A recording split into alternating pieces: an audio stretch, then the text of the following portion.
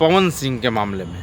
पवन सिंह दुनिया के नज़रों में किसी के पास जाकर झुक सकते हैं, चुनाव लड़ने के लिए कुछ भी कर सकते हैं, लेकिन पवन सिंह अपना औरत के अपन परिवार के ना अपना सकता हूँ। आज ज्योति सिंह उनके आवास लखनऊ पहुँची है और ज्योति सिंह लखनऊ पहुँची है और पवन सिंह के द्वारा पुलिस भेज दिया गया। जैसा कि पुलिस खुद बताया गया कि आपके पति के द्वारा ही तो हम लोग को भेजा गया, तो वहाँ पे पुलिस भेज देगी।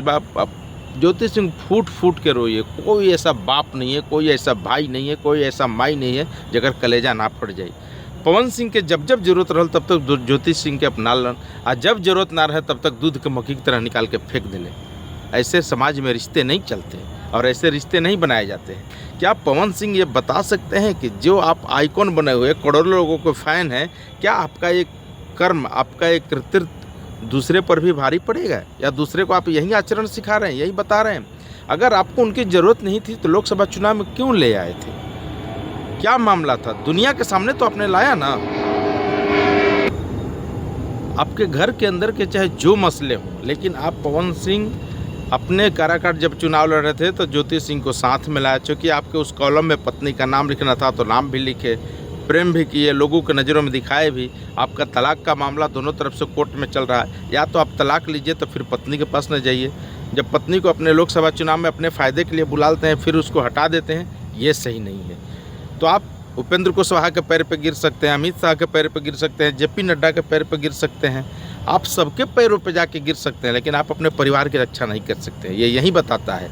और भोजपुरी के आप आन बान शान कहते हैं, राजपूत समाज का आप नाक तो कहीं नहीं कटा रहे हैं। क्या यही चित्तौड़गढ़ सिखाया गया? झांसी की रानी एक महिला होकर के क्या से क्या कर दी थी, और आप क्या कर रहे हैं? आपको इस पर सोचना होगा, विवेचना करना होगा। या तो आप ज्योति सिंह को अपनाइए या आप तलाक दीजिए, जो करना है आप करिए जनता के सामने। और ऐसे दुनिया में ये चित्र और ये दृश्य मत दिखाइए कि किसी का कोई आदमी उस रुलाई को देखेगा तो आप पे गुस्सा करेगा।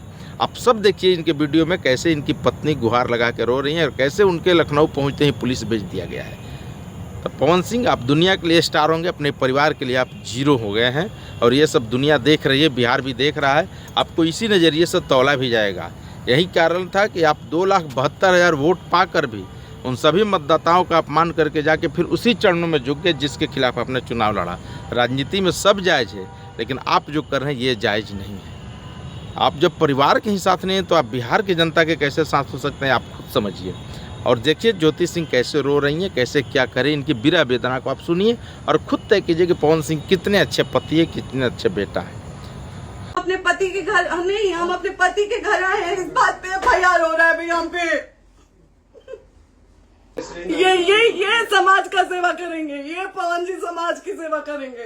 जो अपनी पत्नी को निकालने के लिए पुलिस बुलवा रहे हैं, ये पवन जी समाज का सेवा करेंगे।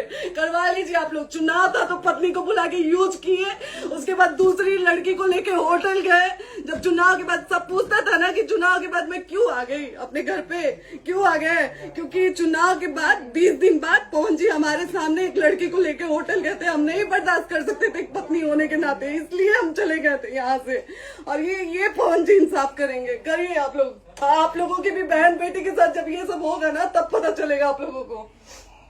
आपके पति द्वारा तो बोला जा रहा था, अभी तो हमारे करो इधर करो। नहीं बात कर रहे लोग भैया, पागल कर दिए ये लोग हमको भैया। नहीं भैया, नहीं भैया, पागल कर दिए। नहीं भैया,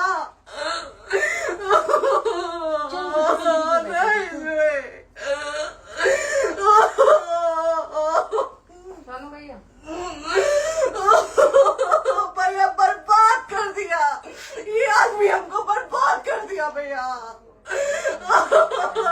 बाप रे बाप। नहीं भैया, हम अभी यहाँ से एक ही शर्त में निकलेंगे, हमारा लास्ट जाएगा यहाँ से। आदमी हमको बर्बाद कर दिया भैया, बर्बाद कर दिया। नहीं भैया, बाप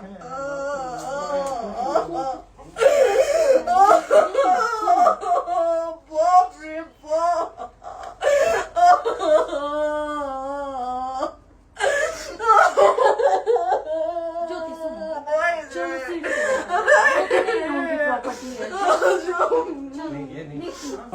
प्रॉपर्टी है ना, हम लोग सीढ़ी पे रहते हैं। क्यों जाए? यही समाज हमको बोला था कि जाइए एक बार फोन भैया से बात करिए। आए देख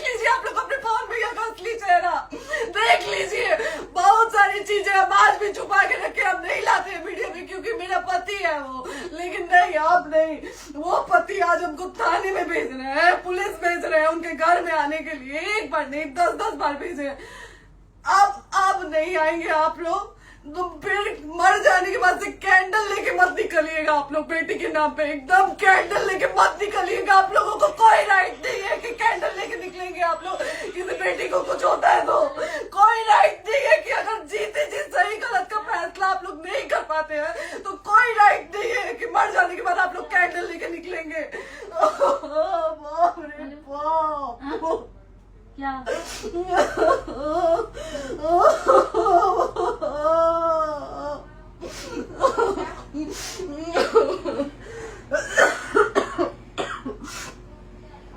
बाप रे